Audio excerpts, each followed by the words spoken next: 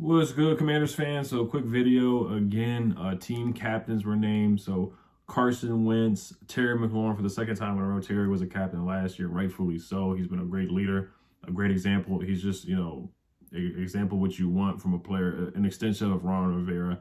He doesn't have a military background, but he's a guy. He's just a very reserved guy.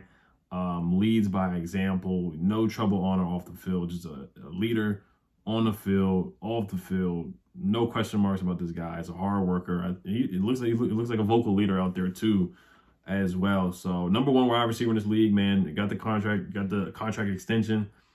Fan favorite. I think he's the best player on the team. It's between really him and John Allen, but I think Terry's the best guy on the team. To go through as many quarterbacks that he's gone through or played with, and still be able to produce with guys like Garrett Gilbert. No disrespect to Garrett Gilbert, but he had Heineke too. Rest in peace, Dwayne Haskins, Case Keenum, Cole McCoy, Alex Smith, Mark Sanchez. I don't think he played with Mark Sanchez, but he's had so many quarterbacks. It's ridiculous. Ryan Fitzpatrick for a half. I mean, it's just ridiculous what this guy is going through. And he still hasn't pouted or anything. He didn't really pout about the contract, didn't take anything down from his social media. None of that, So this guy, he's just an example of a leader. He really is. And he plays contested catch king. There's just not enough I can really say about Terry McLaurin. There's just so many good things I can say about the guy. So, but you don't want to get too wrapped up in captains. Honestly, it's just, it was a player vote, which is a good thing. Carson Wentz was voted as a captain too, apparently, which is a good thing. Quarterbacks are typically captains. I don't think I've ever seen a day one starting quarterback without the C on his chest. If there's a day one starting quarterback with no C on his chest, then that's a red flag, then that's a concern. So, and it bodes well too, because it was a player vote, of course. They see what you do every day. They see how you are as a leader. They see how you interact with players and whatnot. We just got to see how the tough gets going when the games happen. So that's what matters right now. So Carson's a good guy. We know he has a bad rap right now.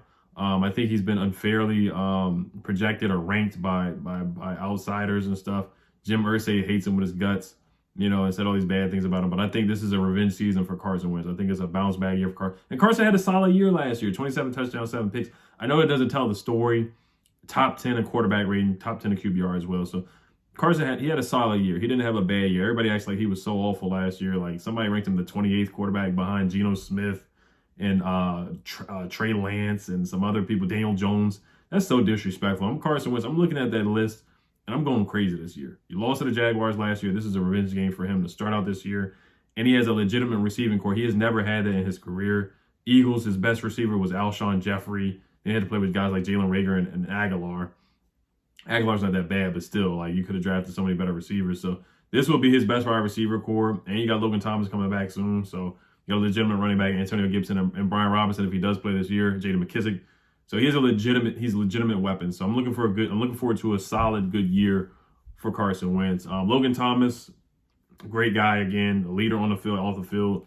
We needed him badly last year. One of the few games he played, you see where he went up to the rafters and caught that touchdown against the Raiders where he showed off the bounce there. So he's a good leader on and off the field, man. He's just throughout his career coming from a quarterback to changing to a tight end. He's been a great leader. He's been a great example for the young guys, for the younger tight ends. Charles Leno, he's been a good guy. He's been a vocal leader too. So this was his first time being a captain for the Washington Commanders as well. They voted him as a captain. He's been a great guy on and off the field. You see him on social media always doing things in the community, as well interacting with fans. Like he's doing a ticket giveaway. He does stuff like that too. So he's a great guy from what I see on social. And I've seen him on other podcasts be like a guest on other YouTubers and podcast shows. So nothing but good things from Charles Leno that I see. And he's played well. Other than the giving up the sack to Ryan Fitzpatrick in the first game of the year, he has been a really good left tackle. He's been a great signing. John Allen is what you want. What Ron Rivera wants, a military background guy. He doesn't talk too much to the media, but he's more spoken on the field. That's what you want. A no-nonsense guy, and he's a Pro Bowler. Gets the job done with 9.5 sacks last year, tackles for loss, quarterback hits, all that, stopping the run. Whatever you want him to do as a defensive tackle, this guy, John Allen, does it. And a top 100 NFL guy. Terry McLaurin should have been in the top 100 too. Tress Way should have been in the top 100 as well. He's a captain. Cole Holcomb, first time being a captain. He's going to be the Mike, so he's going to be making the play calling. Last year, John Bostic was a captain, so usually our middle linebacker, our Mike linebacker is the captain. Hopefully, Jamin Davis can emerge and get that C on his chest later this year because of his play. Kendall Fuller has earned that captain spot too. Had a great second half of the year. The first half of the year was a little rocky. The second half of the year he played better. The year we went to the playoffs, 2020, I thought he played pretty well too. So a lot of advanced metrics have him playing well too. And he had a good training camp too. So he's been a vocal leader too. And I thought he played pretty well in the preseason too. He was one of the few bright spots on the defense for sure. So Trustway getting it. And then the alternates are intriguing. Jeremy Reeves, we know his story, being cut multiple times, finally making the roster, the 53. He's played in games, but every time he's being cut and has been put on the practice squad. So he made the initial 53-man roster for the first time in his career. So shout out to Jeremy Reeves for that. J.D. McKissick, who they let him go to the Bills for a second and brought him back. So he definitely deserves to be a captain. I heard he's a good vocal leader too. He's a charismatic guy. He's one of the funnier guys on the team. So, and he's one of our best players. I think he's the top 5 best player on this team. He was the best player on our offense. Him and Terry were our go-to guys on offense last year. It showed when he got hurt, man, this offense went very downhill, really downhill. So, and Chase Young is a captain as well. So you see what his peers think about him. Of course, there's a lot of fans that are down on him right now. You know, maturity was somewhat of a question mark last year. And this whole thing, Nick Javala also reported that the report from last night was false. Young was not invited to Von Miller's pass rush summit because they knew he was rehabbing from his knee injury. The only Washington player that attended was Daron Payne. I was told Chase Young is still on track with his recovery. So that's that on Chase Young. I'm going to just leave that story alone. Like I said, don't rush him back. I would like to see him against the Bears, but who knows? If it's Halloween, I'm fine with that return. I'm not going to put the sack number on him anymore.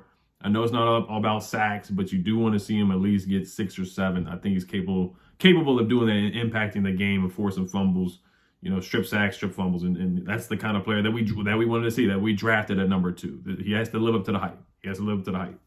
For sure. So that's really it. I mean, guys that I think that can emerge as a captain later on this year, Cam Curl. Ron Rivera talked about him being a vocal leader. And I could say Cam Curl, maybe Jahan Dotson can emerge as a captain, and Jamin Davis, if he has a good year, can emerge as a captain and a leader of the defense. So those are the young guys that I'm looking forward to step up as vocal leaders. So lastly, Nikki Javala had an update on Brian Robinson. She said Ron Rivera said on the Don Geronimo show that the swelling and running back Brian Robinson's knee has gone down an awful lot, and that he's off crutches. That's really good news. That's crazy. That he was shot, last week or 2 weeks ago, and he's off crutches already. That's crazy. That's just a blessing. I know somebody made a joke saying that he's like 50 Cent, but yeah, he really is bouncing back like 50 Cent did. That's crazy, man, for sure. And he really might be back after the 4 weeks. He really might be back. So I'm not going to I don't know the timetable. We're not going to put a timetable on it, but man, if he can be back by week 5, that would be crazy. I would love to see Brian Robinson play, but it's all about his health and his safety for sure. So that's once again, that's crazy that he's off crutches and walking around. So, all right, you guys. Hail to the Commanders. Peace.